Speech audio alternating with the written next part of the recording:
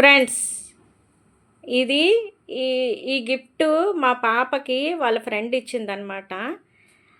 ఆ అమ్మాయికి వాళ్ళ అత్త గిఫ్ట్‌గా ఇచ్చారు.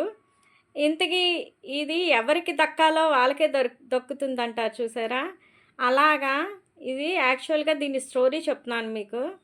ఇది యాక్చువల్‌గా ఏంటి అంటే, రాజేంద్ర ప్రసాద్ గారి మనవరాలికి సినీ యాక్టర్ రాజేంద్ర ప్రసాద్ గారు ఉన్నారు కదా!